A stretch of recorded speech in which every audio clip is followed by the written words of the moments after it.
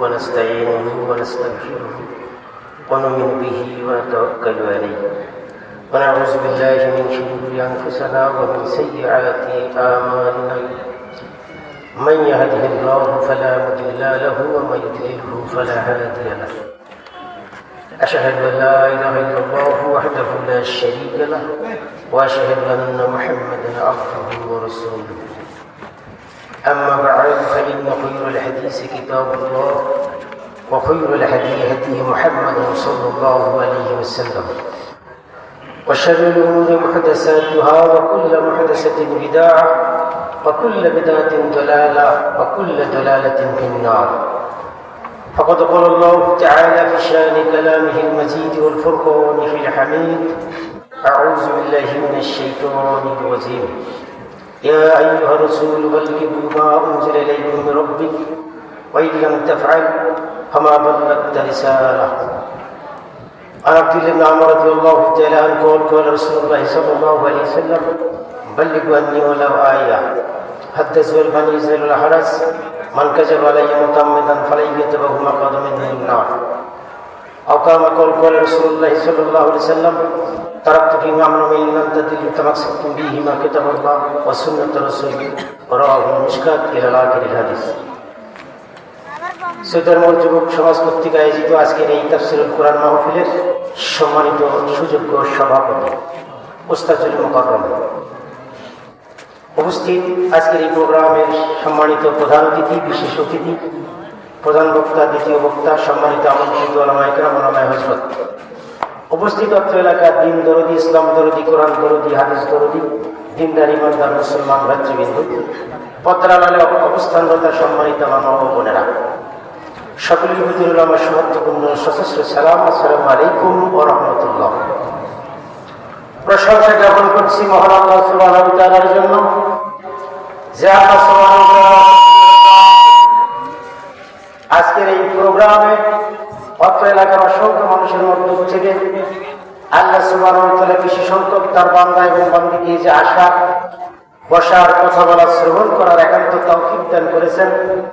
এজন্য আল্লাহ সুবহানাহু ওয়া তাআলার আলিশান দরবারে ইলাহিতে কালেমাতুশ শুকর গুজার করছি। সকলে বলি আলহামদুলিল্লাহ। আর অসংখ্য দরুদ সালাম বর্ষিত হোক বিশ্বনবী, আখির নবী, খাতামুন নবী, সমগ্র সৃষ্টি কুল কায়নাতের নবী, যে নবীর সাফায়াত সুপারিশ বেশি ব্যতীত কোনো মানুষ কবর থেকে নিয়ে শুরু করে বিচারের ময়দান পর্যন্ত রেহাই নিষ্কৃতি পাবে না। যে নবীর আদর্শ আজ পৃথিবীতে আছে, যারা মানবে তারা উন্নত মানের মানুষই পরিণত হবে। যে নবী এই দিন, এই ইসলাম, এই কোরআন, এই হাদিস দুনিয়ার জমিনে প্রতিষ্ঠিত করার জন্য কত কষ্ট, ক্লান্তি, নির্যাতন, নিপীড়ন সহ করেছেন। আসুন আজকের এই প্রোগ্রাম থেকে অন্তরের স্থল থেকে দরুদ সালাম আমরা তার জন্য পেশ করছি। সকলেই কলিজায় মহব্বত নিয়ে বলি সাল্লাল্লাহু আলাইহি ওয়াসাল্লাম। সম্মানিত সুধী উপস্থিতি, যারা প্যান্ডেলের ভিতরে আছেন তারা আর যারা বাহিরে আছেন, এই মুহূর্তে তারা কি সমান? মোটেই সমান না। তাই যারা বাইরে অপেক্ষা করছেন, রোডে হাঁটাচলা করছেন, ঘোরাফেরা করছেন, দোকান খামারে ভিড় করছেন, ওই সমস্ত ভাইদের দৃষ্টি আকর্ষণ করে বলছি, আপনারা আমাদের প্যান্ডেলের ভিতরে এসে বসে পড়ুন, কথাগুলো শ্রবণ করার চেষ্টা করুন। আমরা যারা আজকে এখানে কথা বলার জন্য আসছি, আমরা টাকা পয়সা দিয়ে, রাস্তাঘাট তৈরি করে দিয়ে, স্কুল কলেজ বানিয়ে দিয়ে আপনাদের কোনো উপকার করতে পারবো না। তবে এতটুকু বিশ্বাসী আমরা, দিন ধর্ম থেকে এমন কোনো কথা আল্লাহ সুবহানাহু ওয়া তাআলা হয়তো আমাদের মুখ দিয়ে বের করে দিতে পারেন, যেটা আপনার দুনিয়া এবং আখিরাতের জন্য মুক্তির ওসিলা হতে পারে। কথা বলেন ঠিক না? সম্মানিত ভাইরা, তাই আপনাদের দৃষ্টি আকর্ষণ করে বলছি, আপনারা আসুন, আমাদের কথাগুলো মূল্যায়ন করার চেষ্টা করুন। আপনি এত বড় শিক্ষাবিদ নন যে কোরআন হাদিসের কথা শোনার আপনার প্রয়োজন নেই, অবশ্যই শোনার দরকার। আমার একজন বিদ্যার মানুষ, আল্লাহ রাসূল বলছেন, আমি দেখছি যে একজন মানুষের বিদ্যা শুধু টুপে টুপে চুয়ে চুয়ে পড়ছে। সাহাবীরা সবাই অবাক, কি হতে পারে এই ব্যক্তি? আল্লাহ রাসূল বলছেন, এই ব্যক্তি হচ্ছে হযরত ওমর। সেই হযরত ওমর সাল্লাল্লাহু আলাইহি ওয়াসাল্লামের মুখ থেকে কোরআন হাদিসের কথা শোনার জন্য পাগলের মতো ছুটে বের হতো। আপনি ওমর রাদিয়াল্লাহু তাআলা আনহুর মতো এত বড় যোগ্যতাশালী বিদ্যার্থী নন যে কোরআন হাদিস শোনার আপনার দরকার নেই।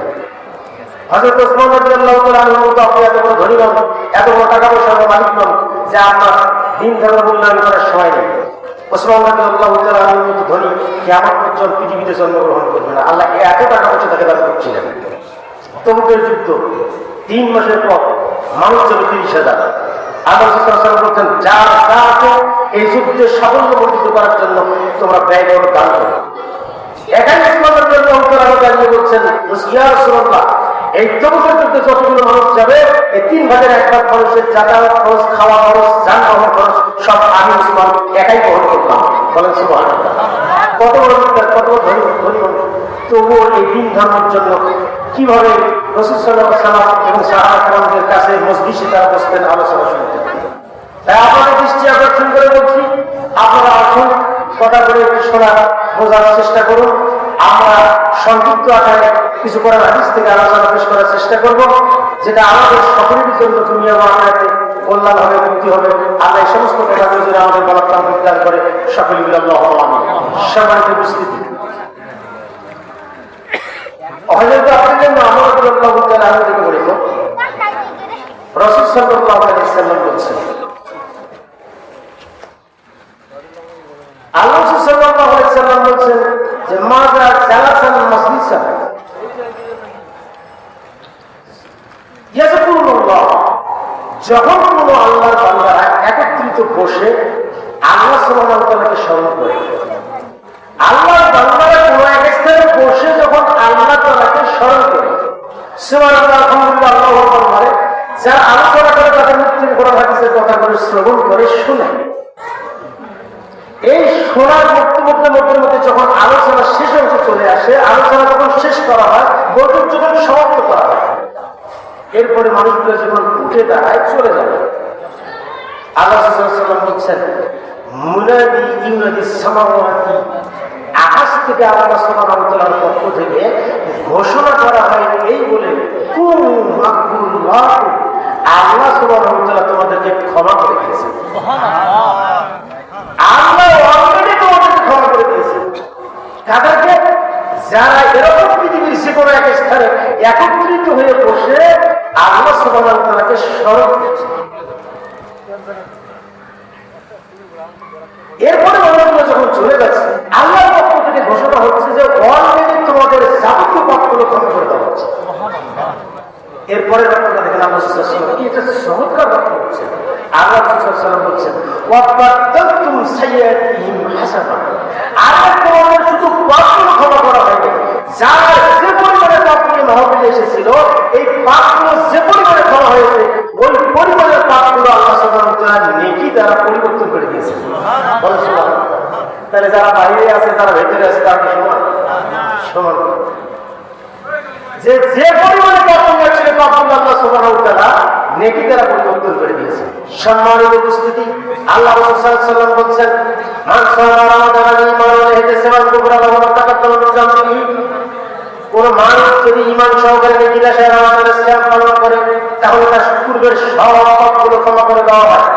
আল্লাহ বলছেন মান কামা ঈমানান ওয়া ইহতিসাবান কিয়ামুল লাইল, কোন মানুষ যদি ঈমান সহকারে নেকি আশায় রমাদান মাসে তারাবির সালাত আদায় করে, কুবরা লাহু মা তাকাদ্দামা মিন যামবিহি, তার পূর্বের সব পাপগুলো ক্ষমা করে দেওয়া হয়। আল্লাহ রাসূল বলছেন ঈমান সহকারে নেকি আশায় রমাদান মাসের শেষে রজনীগুলোতে কিছু রাত্রি তালাশ করে, কদরের রাত্রি তালাশ করে, তাহলে তার জীবনের সব পাপগুলো ক্ষমা করে দেওয়া হয়। কিন্তু রমাদানের সিয়াম পালন করলে পাপ ক্ষমা হয়, এ কথা আল্লাহ রাসূল বলেছেন। তারাবির সালাত আদায় করলে পাপ ক্ষমা হয়, এ কথা আল্লাহ রাসূল বলেছেন। লাইলাতুল কদর তালাশ করলে বান্দাবান্দির পাপ আল্লাহ ক্ষমা করে দেন, এ কথা আল্লাহ রাসূল বলেছেন। কিন্তু ক্ষমা করা পাপগুলো নেকিতে পরিণত হবে, এ কথা কিন্তু আল্লাহ রাসূল বলেন। আল্লাহ রাসূল বলছেন কোন মাজলিসে আমার বান্দাবান্দি যখন বসে আল্লাহ সুবহানাহু ওয়া তাআলাকে স্মরণ করে, যে পরিমাণে পাপ নিয়ে প্রোগ্রামে এসেছে, বৈঠকে এসেছে, মাহফিলে এসেছে, শুধু পাপ আল্লাহ সুবহানাহু ওয়া তাআলা ক্ষমা করে দেয়নি, পাপগুলো নেকি দ্বারা পরিবর্তন করে দিয়েছে। বলেন সুবহানাল্লাহ। সম্মানিত উপস্থিতি, আরেকটা হাদিস আপনাকে দেখাই, সুনান নাসাই 1344 নম্বর হাদিস। উম্মুল মুমিনিন আম্মা জান আয়েশা রাদিয়াল্লাহু তাআলা আনহা তিনি হাদিসটি বর্ণনা দিচ্ছেন। তিনি বলছেন যে রাসূলুল্লাহ সাল্লাল্লাহু আলাইহি ওয়াসাল্লাম করতেন, যখন রাসূল সাল্লাল্লাহু আলাইহি ওয়াসাল্লাম মাসজিদ শেষ করতেন, ওয়া সাল্লা সালাতান, যখন তিনি সালাত শেষ করতেন, ওয়া তালা কুরআন, যখন তিনি কোরআন তেলাওয়াত শেষ করতেন, যখন তিনি ওযু শেষ করতেন তখন তিনি বলতেন সুবহানাকা আল্লাহুম্মা ওয়া বিহামদিকা আশহাদু আল্লা ইলাহা ইল্লা আনতা আস্তাগফিরুকা ওয়া আতুবু ইলাইকা।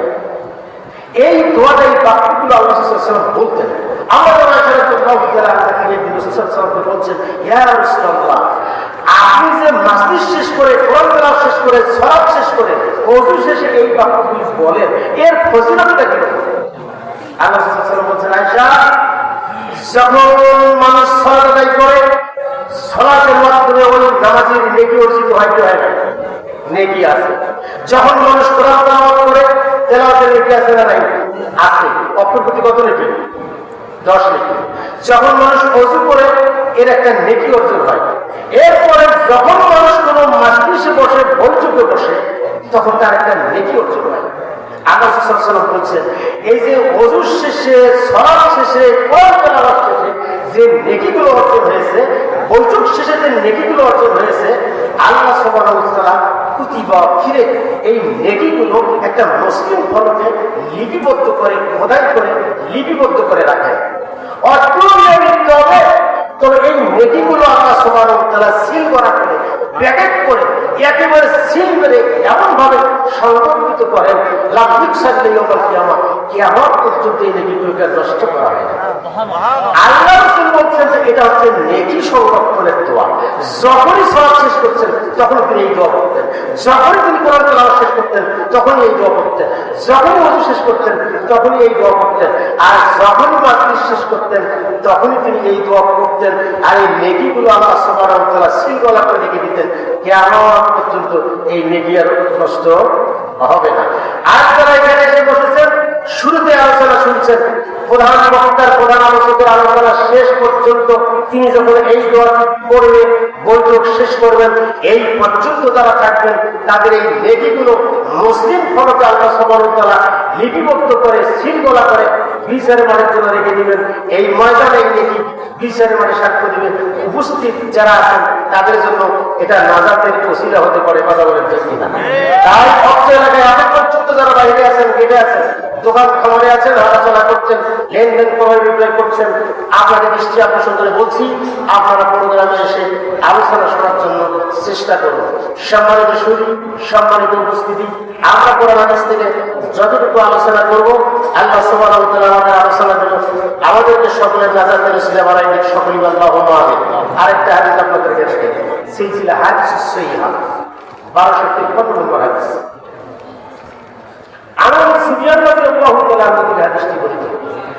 তিনি বলেন রাসূল সাল্লাল্লাহু আলাইহি ওয়াসাল্লাম বলেছেন ইয়াকুম ওয়া আবওয়াবাস সুলতান।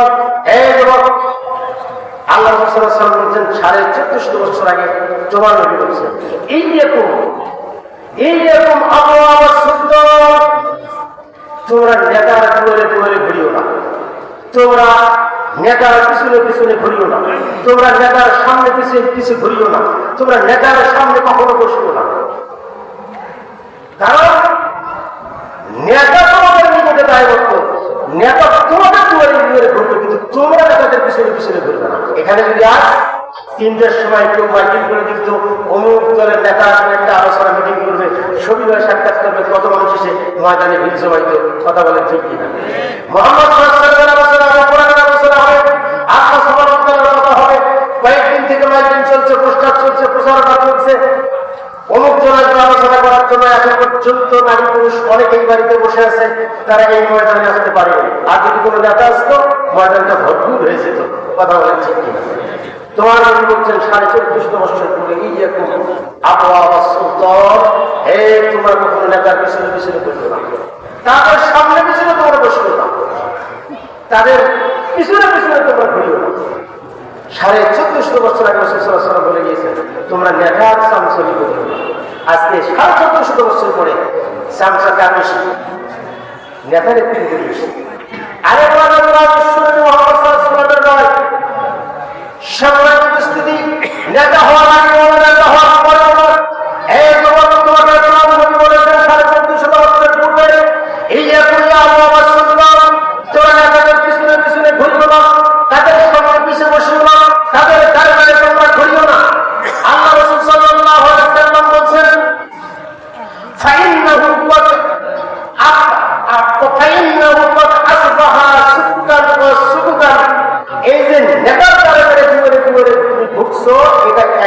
তোমার হবে বিচারের মাঠে লাঞ্ছনা বঞ্চনার কারণ। এটাই হবে তোমার লাঞ্ছনার কারণ। কারণ আজ যখন কোরআন হাদিসের কথা বলা হচ্ছে, আজ মানুষ পাওয়া যাচ্ছে না, আর নেতা নেত্রী আসলে তখন মানুষের অভাব থাকে না। সম্মানিত মুসলিম, সম্মানিত দিন ভাই, আল্লাহ সুবহানাহু ওয়া তাআলা মানব জাতি পৃথিবীতে পাঠিয়ে আল্লাহ তার সম্পর্কে জানার জন্য, বোঝার জন্য এই মানুষের মধ্যে থেকে অসংখ্য নবী রাসূল নির্দিষ্ট নির্ধারণ করেছিলেন। তার মধ্যে আমাদের আদিত্য হযরত আদম আলাইহিস সালাম, তিনি আমাদের মানবকুলের সর্বশ্রেষ্ঠ পিতা এবং তিনি সর্বপ্রথম শ্রেষ্ঠ একজন নবী। আর সর্বশেষ তিনি আল্লাহ সুবহানাহু ওয়া তাআলা দিয়েছেন আমাদের নবী মুহাম্মদ সাল্লাল্লাহু আলাইহি ওয়াসাল্লাম। এই নবী রাসূলকে ছুটে আল্লাহ সুবহানাহু ওয়া তাআলা মানব জাতির মাঝে দাওয়াতের কাজ চালিয়ে নিয়েছেন। তারা মানব জাতির মাঝে আল্লাহ সম্পর্কে অবগত করেছেন, দাওয়াত দিয়েছেন। কিন্তু আমাদের নবী শেষ নবী, তারপরে আর কোনো পৃথিবীতে আসবে না। আমাদের নবী বর্তমানে কিয়ামত পর্যন্ত এই পৃথিবীতে মানুষদেরকে দিন ধরে ডাকবে কারা, আলোচনা করবে কারা, বুঝাবে কারা, কোরআন হাদিস শোনাবে কারা। এই প্রসঙ্গে বক্তব্য দিতে আল্লাহ রাসূল সাল্লাল্লাহু আলাইহি ওয়াসাল্লাম বলছেন, আল্লাহ ওয়ারসাতুল আম্বিয়া, আমার উম্মতের ভিতরে এক শ্রেণীর মানুষ হবে, তারা কোরআন হাদিস অধ্যয়ন করবে, কোরআন হাদিস শুনবে, কোরআন হাদিস থেকে বিদ্যা অর্জন করবে। এদেরকে আল্লাহ রাসূল সাল্লাল্লাহু আলাইহি ওয়াসাল্লাম নবীগণের ওয়ারিস, উত্তরাধিকারী বানিয়ে গেলেন, যে এরাই আমার ওয়ারিস শুনবে। এই কোরআন হাদিস আমি যেভাবে আলোচনা করেছি, প্রচার করেছি, এরা সেইভাবে আলোচনা করবে, প্রচার করবে। এরপর আল্লাহ রাসূল সাল্লাল্লাহু আলাইহি ওয়াসাল্লাম বলছেন, পৃথিবীর মানুষ তোমরা ভাবিও না আরে আমার ওয়ারিস, উত্তরাধিকারী, সেই সূত্রে নবীগণের জমি জায়গা টাকা পয়সার উত্তরাধিকারী হবে। আল্লাহ রাসূল সাল্লাল্লাহু আলাইহি ওয়াসাল্লাম বলছেন, শোনো, বালাকিল ইলমা, তারা আমার উত্তরাধিকারী বলে, তারা আমার জমি জায়গা টাকা পয়সার উত্তরাধিকারী নয়, তাদেরকে আমি বিদ্যার উত্তরাধিকারী করে দিলাম। সুতরাং প্রত্যেক মানুষ, প্রত্যেক আলেম ওলামা কোরআন হাদিস থেকে যারা বিদ্যা অর্জন করে বিদ্যার হয়েছে, তারা নবীগণের ওয়ারিস, উত্তরাধিকারী। প্রত্যেকটি আলেম ওলামাকে কোরআন হাদিস থেকে জোরালোভাবে বিদ্যা অর্জন করতে হবে। প্রত্যেক একজন মানুষকে বিদ্যা অর্জন করতে হবে যে আপনি এই বিদ্যা অর্জন করুন, আল্লাহ মাহবুব। এই বাক্যের উপরে মানুষ যখন বিদ্যা অর্জন করবে, তার মধ্যে ভালো এবং মন্দ, সত্য এবং মিথ্যা, হক এবং বাতিল পৃথকভাবে যাচাই বাছাই করে মানুষের মধ্যে আলোচনা করার জন্য যখন নিজেকে ভেবে নেবে, তখন সে দিন ধর্ম প্রচার করবে, জাতির সামনে দাওয়াত দিবে। সম্মানিত উপস্থিতি, মানুষ ভাবতে ভুল হতে পারে, মানুষ মাত্র স্বার্থের পিছনে ছুটতে পারে, মানুষ মানে জিন বা ফেরেশতা নয়, মানুষ মাত্র ভুল হতে পারে, মানুষ মাত্র স্বার্থের পিছনে ছুটতে পারে।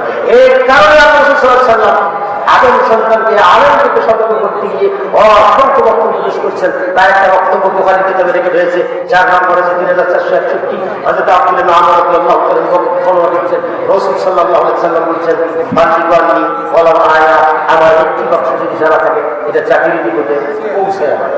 এটা আল্লাহ রাসূল সাল্লাল্লাহু আলাইহি ওয়াসাল্লামের আলেমদের প্রতি প্রথম নির্দেশ। দ্বিতীয় বাক্যে তিনি বলছেন, হাত্তা চলো হারাজ, তোমার বাড়ির কাহিনী যারা সামনে পেশ করো ধর্ম প্রচারের জন্য, এতে কোনো দোষ নাই, এতে কোনো ক্ষতি নাই। 3 নম্বরে তিনি বলছেন, মানবে যাওয়া যাবে কামদান ফালাইয়ে তোমার মাথাদানি হল না। হে আমার আল্লাহ, সবাই শুনে রাখো, আমার একটি বাক্য পৌঁছে দিতে গিয়ে আমার কোনো কথা যদি তোমরা বলো, যে কথা আমি বলি নাই, কাহিনী পেশ করতে গিয়ে এমন কোনো কাহিনী যদি পেশ করো যে কথা আমি বলি নাই, তাহলে তোমরা নিশ্চিত মনে রাখিও, উল্টা পাল্টা কোনো কথা বললে তোমরা আমার উপরে মিথ্যা আরোপ করলে। আল্লাহ রাসূল বলছেন, মান কাযাবা আলাইয়া মুতাআম্মিদান ফালাইয়াতাবাওয়া মাকাদাহু মিনান। কোন ব্যক্তি যদি আমার একটি কথা বলতে গিয়ে আমার কোনো কথা বলে, সে কথা আমি বলি নাই, এমন কোনো মানুষের কাহিনী পেশ করতে গিয়ে আমার কোনো কাহিনী জাতিকে শোনায় যে কাহিনী আমি পেশ করি নাই, তাহলে ওই ব্যক্তি যেন তার থাকার জায়গা জাহান্নামে করে নেয়। বলেন নাউযুবিল্লাহ। সম্মানিত উপস্থিতি, তাই আলেম মানে মানুষ মাত্র ভুল হতে পারে, মানুষ আলেম আমরা ভুলের দিন হয়ে। সম্মানিত উপস্থিতি, আল্লাহ সুবহানাহু ওয়া তাআলা আমাদের নবীকে লক্ষ্য করে বলছেন পবিত্র কোরআন সূরাতুল মায়েদা আয়াত নম্বর 67, ইয়া আইয়ুহার রাসূল, হে রাসূল, বাল্লিগু, আপনি পৌঁছে দেন, জানিয়ে দেন, ওয়াজ করেন, নসিহত করেন, জাতির নিকটে পৌঁছে দেন, যাহা আপনার রবের পক্ষ থেকে নাযিল করা হয়েছে, আপনার রবের পক্ষ থেকে যাহা নাযিল করা হয়েছে, এটা আপনি জাতির নিকটে ওয়াজ করেন, জানিয়ে দেন, পৌঁছে দেন। রবের পক্ষ থেকে যাহা নাযিল হয়েছে, এটা নিয়ে ওয়াজ নসিহত করতে হবে, এটা দিয়ে জাতিকে দাওয়াত দিতে হবে, এটা দিয়ে জাতির সামনে আহ্বান করতে হবে। সম্মানিত উপস্থিতি, রবের পক্ষ থেকে নাযিল হয়েছে যাহা আল্লাহ রাসূল সাল্লাল্লাহু আলাইহি ওয়াসাল্লাম জাতির নিকটে পৌঁছে দিয়ে তার নবুয়তের জিন্দেগিতে দাওয়াত দিয়ে জীবনের শেষ লগ্নে এসে ওই বিদায় হজের বছরে বিশ্ববাসীর উদ্দেশ্যে তিনি জোরাল বক্তব্য দিতে গিয়ে বলছেন, তারা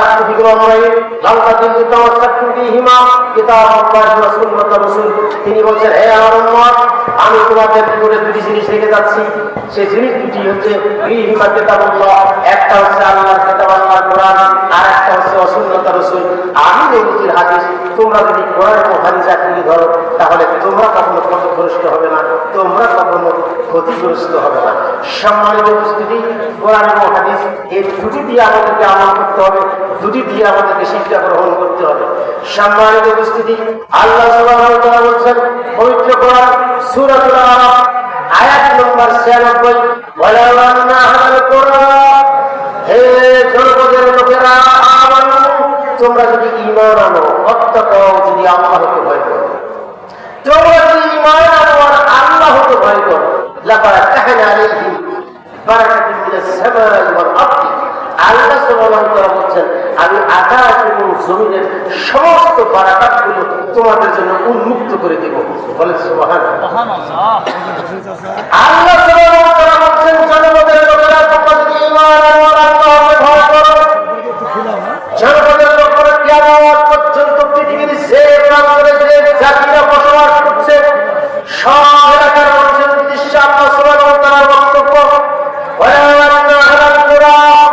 হে সুন্দরবন এলাকার অধিবাসীরা, তোমরা যদি ঈমান আনো, আল্লাহকে ভয় করো, হে রংপুরের লোকেরা, চিটাগংয়ের লোকেরা, ঢাকার লোকেরা, গোটা বাংলাদেশের লোকেরা, গোটা পৃথিবীর ইমানদার লোকটাকে পরহেজগার মানুষেরা, তোমরা যদি ঈমান আনো, ওয়াত্তাকাউ, আল্লাহ সুবহানাহু ওয়া তাআলাকে ভয় করো, লাবারাকানা আলাইহিম বারাকাতুন, তাহলে আল্লাহ সুবহানাহু ওয়া তাআলা মিনাস সামাই ওয়াল আরদি, আকাশ এবং জমিন থেকে সব বরকতগুলো তোমাদের জন্য উন্মুক্ত করে দিবেন। বলেন সুবহানাল্লাহ।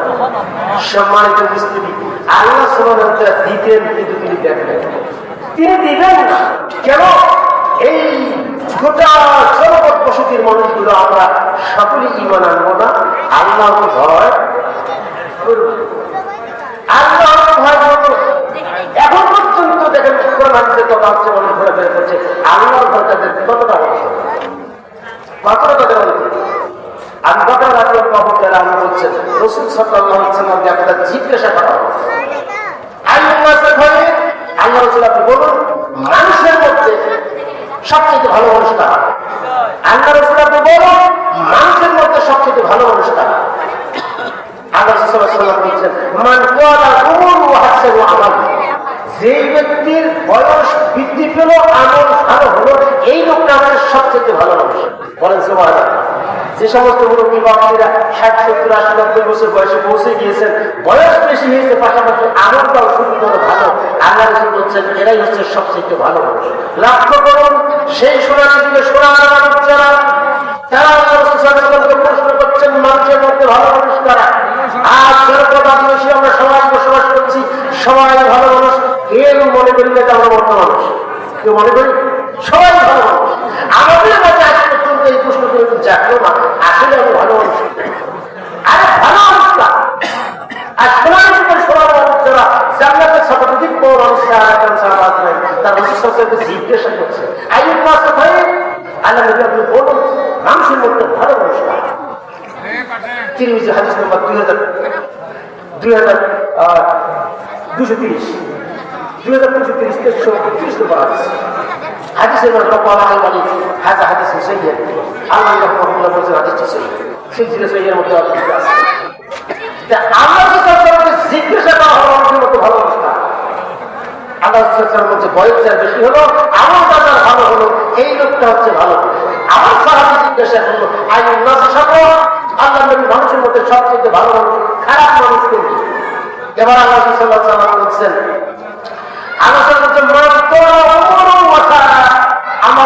যে ব্যক্তির বয়স বেশি হলো আমলটা খারাপ হলো, বয়স বেশি হলো আমলটা খারাপ হলো, এই লোকটা হচ্ছে মানুষের মধ্যে সবচেয়ে খারাপ মানুষ।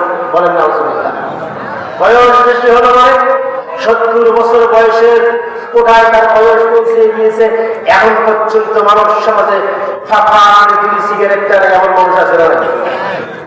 70-80 বছর বয়স চলে গিয়েছে, মুয়াজ্জিন মাগরিবের আযান মসজিদে দিচ্ছে, এই চৈতের বাজারে টেলিভিশন দেখে চায়ের দোকানে বসে আর চা খাচ্ছে, মুয়াজ্জিন মাগরিবের আযান দিচ্ছে, বয়স 60 বছর পেরিয়ে গিয়েছে, এখন পর্যন্ত মসজিদ চোখে দেখে না। এমন বয়স্ক কুলীন মানুষ আছে না? আল্লাহ রাসূল বলছেন বয়সটার বেশি হলো আমলটা ভালো হলো, এটা ভালো মানুষ।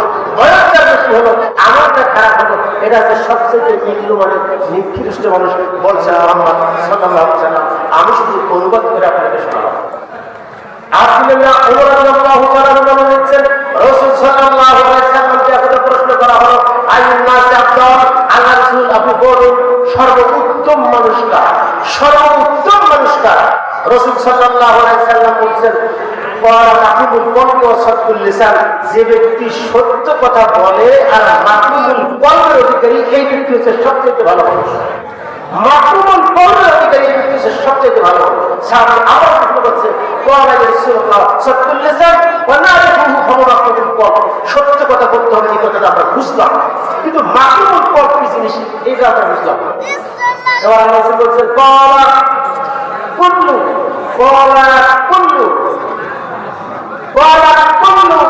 মাকরুমুল কলব ওয়া সাদুল লিসান।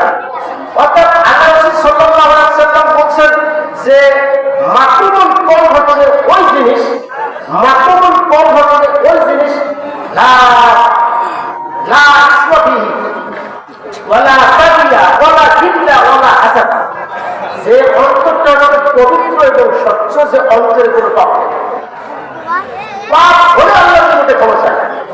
আর দ্বিতীয়টা হচ্ছে ওয়ালা গিল্লা, সে সীমা লঙ্ঘন করে না, ওয়ালা হাসাদা, অন্তরে করে হিংসা রাখে না।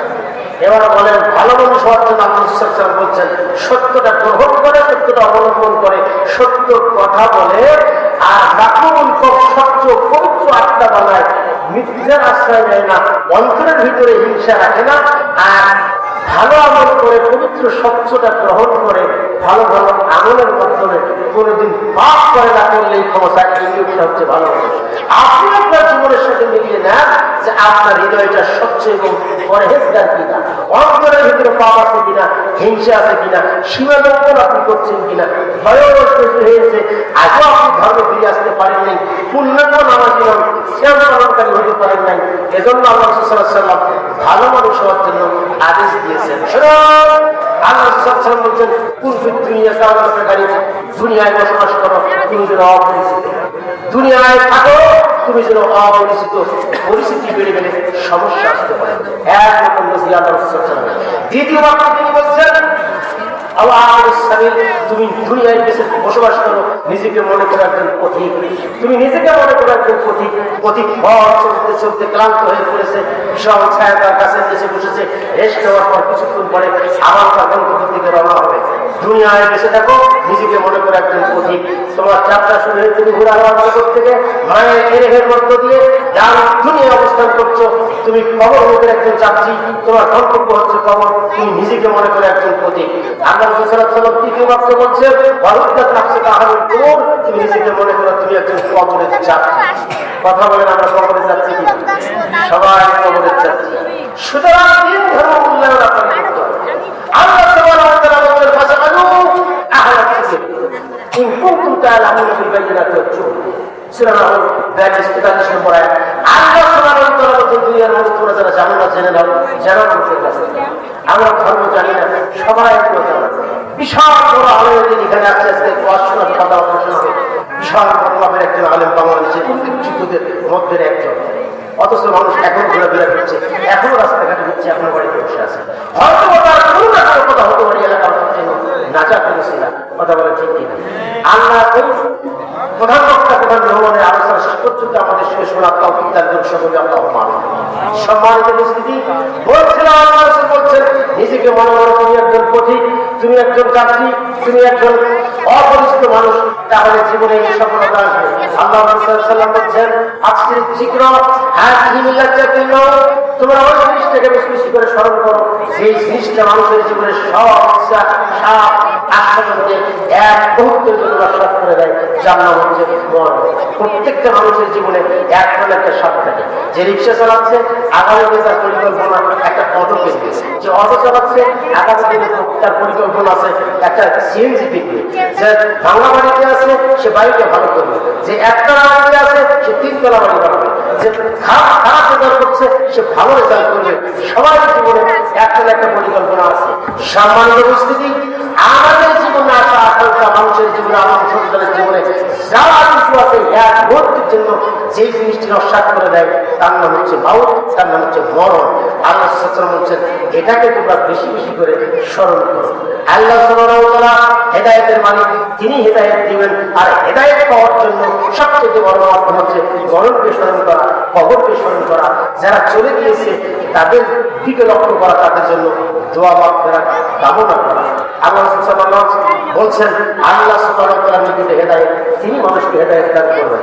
আল্লাহ বলছেন আল্লাযীনা ইস্তামিউনা আল-কাওল, আল্লাযীনা ইস্তামিউনা আল-কাওল, তোমরা চুপচাপ বসে ওই সমস্ত কথাগুলো শ্রবণ করো, যারা চুপচাপ বসে কোরআন হাদিসের কথাগুলো শ্রবণ করে শোনো। আর এই শোনা কথাগুলোর ভেতরে সেটা ভালো কথা, উত্তম কথা, এগুলো মেনে নেয়, ইত্তেবা করে, অনুসরণ করে। আল্লাহ সুবহানাহু ওয়া তাআলা তাদেরকে হেদায়েত দান করেন, বলেন সুবহানাল্লাহ। যারা কোরআন হাদিসের কথা মনোযোগ দিয়ে শোনে, শোনার মতো যেটা ভালো, এটা যারা মেনে নেয়, গ্রহণ করে, আল্লাহ বলছেন যে আমি তাদেরকে হেদায়েত দান করব। হেদায়েত দেবেন কে? আল্লাহ। আল্লাহ হেদায়েত দান করবেন। পবিত্র কোরআন সূরা ফুরকান আয়াত নম্বর 18। ওই যে বলছিলাম ওয়ালা ওয়ালা আহাল কুরআন, হে সর্বদা বিশ্বসিত তোমরা যদি আমানু করো ওয়াত্তাকাউ, আল্লাহকে ভয় করো, লাকাতাহানা আলাইহিম বারাকাতুম মিনাস সামাই ওয়াল আরদ। আল্লাহ বলছেন তাহলে আকাশ এবং জমিনের সব বরকতগুলো তোমাদের জন্য উন্মুক্ত করে দিব। আল্লাহ দিতেন কিন্তু দেননি কেন? আমরা ঈমান সেরকম আনতে পারিনি, আমরা আল্লাহ সুবহানাহু ওয়া তাআলাকে ভয় করতে পারিনি। কি ধরনের নিয়ামত আল্লাহ দিতেন, কেমন জমিনের বরকত দিতেন, কেমন আকাশের বরকত দিতেন, আল্লাহ সুবহানাহু ওয়া তাআলা বর্ণনা করছেন পবিত্র কোরআন সূরাতুন নূর আয়াত নম্বর 55। আল্লাহ বলছেন ওয়া'আদাল্লাহু আল্লাযীনা আমানু মিনকুম, হে দুনিয়ার মানুষ তোমরা জেনে রাখো আমি আল্লাহ তোমাদের সাথে ওয়াদা করছি, আমানু মিনকুম, যদি তোমরা ঈমান আনো, ওয়া আমিলুস সালিহ, যদি তোমরা আমল সালেহ করো, ইবাদত বন্দেগী করো। আল্লাহ বলছেন লা ইস্তাকলিফাল্লাহু ফিল আরদি, তাহলে আমি তোমাদেরকে জমিনের ক্ষমতা দান করব। বলেন সুবহানাল্লাহ। ক্ষমতা চাইতে চাই না, সবাই তো লেগে পড়ছে জমিনের ক্ষমতা চাই, সবাই বলছে ক্ষমতা চাই, এর মরিয়া হয়ে যাচ্ছে সর্বোচ্চ মানুষের কাছে ভোট নেবো, ক্ষমতায় যাবো। কথা বলেন ঠিক কিনা? আমরা সবাই চাই আল্লাহ যেন আমাদের ক্ষমতা দেয়, আগামী দিনের ক্ষমতা যেন আগামী আমাদের হাতে আল্লাহ দেয়। বলেন আল্লাহ। আল্লাহ ওয়াদা করছেন ক্ষমতা আমাদেরকে দিবেন, ওয়াদা করছেন কে? এই ক্ষমতা পাওয়ার জন্য শর্ত কয়টা? দুইটা, একটা ঈমান আর একটা আমল। কিন্তু নামাজ নেই, ঈমান নেই, আমল নেই, ভোট দিলে ক্ষমতা পাওয়া যাবে? সম্ভব? তাহলে আল্লাহ কি মিথ্যে ওয়াদা করছে?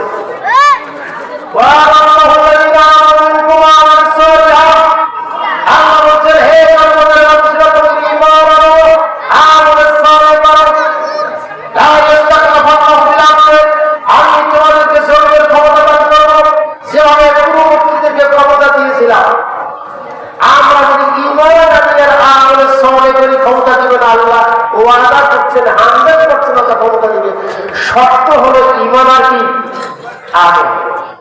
আরেকটা আয়াত থেকে পবিত্র কোরআন সূরাতুন নাহল আয়াত নম্বর 57। আল্লাহ বলছেন মান আমানা সালিহান মিন যাকারিন আও উনসা, হে পৃথিবীর পুরুষেরা নারীরা তোমরা যদি ঈমান আনো, আমল সালেহ করো, তোমরা যদি ঈমান আনো এবং আমল সালেহ করো, মানে হায়াতুন তাইয়্যিবা, হায়াতুন তাইয়্যিবা, তোমাদেরকে পবিত্র পরিচ্ছন্ন জীবন দান করবেন। পবিত্র পরিশ্রমে জীবন দেবেন কে? সত্য নারী পুরুষ ইমান আনবে, আমলে সলে করবে। ইমান নাই, যত প্রকারের ইমান হারা কাজ চলবে, আর মসজিদ শূন্য মুয়াজ্জিন আযান থেকে ফজরের মুসল্লি নাই, আর আপনি ইসলামে আন্দোলন করছেন, ক্ষমতা পাওয়া সম্ভব? কথা বলে সম্ভব? ক্ষমতা পাওয়ার জন্য দরকার ইমান আর আমল। আর একটা আয়াত দেখেন পবিত্র কোরআন সূরা আল ইমরান আয়াত নম্বর 139। আল্লাহ বলেন ওয়ালা তাহিনু ওয়ালা তাহজানু ওয়া আনতুমুল আ'লাউনা ইন কুনতুম তা'লামুন। আল্লাহ সুবহানাহু ওয়া তাআলা বলেন তোমরা চিন্তিত হইও না, তোমরা মন খারাপ করিও না, তোমরা দুর্বল হইও না, তো আমি তোমাদেরকে বিজয় দান করব ইন কুনতুম মুমিনিন, সত্য হলো তোমরা যদি মুমিন হও। কি হও? তাহলে ইমানের দরকার আছে না নাই? ইমানটা কমপ্লিট করেন, আমল সলে করেন, ক্ষমতা দান করবেন কে? আল্লাহ। ইমান যদি না থাকে, আমল যদি না থাকে, তাহলে ক্ষমতা পাওয়া সম্ভব? সম্মানিত বুঝতে রাসূল সাল্লাল্লাহু আলাইহি সাল্লাম যাহা আল্লাহর পক্ষ থেকে নিয়ে এসেছেন, ওটা দিয়ে ইমান, আকীদা, আমল, সংসার জীবন, পারিবারিক জীবন, রাষ্ট্রীয় জীবন, রাজনৈতিক জীবন সব যদি আমরা পরিচালনা করতে পারি, তাহলে আল্লাহ সুবহানাহু ওয়া তাআলা হায়াতান তাইয়্যিবা, তাহলে মিহিয়ান নাও হায়াতান তাইয়্যিবা, পবিত্র পরিশুদ্ধ জীবন আমাদের দান করবেন ওয়াদা দিয়েছেন আল্লাহ সুবহানাহু ওয়া তাআলা। সম্মানিত সুধী, সম্মানিত উপস্থিতি, আমি আপনাদের এলাকার মানুষ, দ্বিতীয় বক্তা হয়তো স্টেজে এসেছে, বারবার খুব দিচ্ছে কথাবার্তা শেষ করার জন্য। আমার আলোচনা আমি এই মুহূর্তে এখানে শেষ করতে চাচ্ছি, কারণ মূল্যবান সময় আমি নষ্ট করতে চাই না। আমি আপনাদের এই পাশের খবরবাড়িতে জুমার দিনে খোদবা দেই, আপনাদের অনেকের সাথে আমার সাক্ষাৎ হয় ইনশাল্লাহ। আপনাদের সাথে সৌজন্য সাক্ষাৎ করার জন্য এই দাওয়াতটা গ্রহণ করেছি, আমি আসছি। আপনারা আমার জন্য দোয়া করবেন, আমিও পান করে আপনাদের জন্য দোয়া করছি। আল্লাহ যেন আমাদের দিন, ইমান, আমল করে সেরকম চূড়ান্ত সঠিক বিদ্যা অর্জন করে দিন ধর্ম মানার তৌফিক দান করে সকলকে আল্লাহুম্মা আমিন। বিশেষ করে এই মাহফিলের এখন থেকে নিয়ে শুরু করে শেষ পর্যন্ত প্রধান মেহমান আমরা বক্তব্য শুনবো, তার সামনে আমরা সবাই উপস্থিত থাকার চেষ্টা করবো। আল্লাহ আজকের এই প্রোগ্রামটা কবুল করুন, এই প্রোগ্রামের বিষয়ে আল্লাহ আমাদের জীবনে কোনো কথাগুলো মাফ করে দেন। আল্লাহুম্মা আমিন। এই দাওয়াই দাবি আল্লাহ দরবারে রেখে আলোচনা এখানে শেষ করছি। সুবহানাল্লাহি ওয়া বিহামদিহি আশহাদু আল্লা ইলাহা ইল্লা আনতা আস্তাগফিরুকা ওয়া আতুবু ইলাইক। আসসালামু আলাইকুম ওয়া রাহমাতুল্লাহ।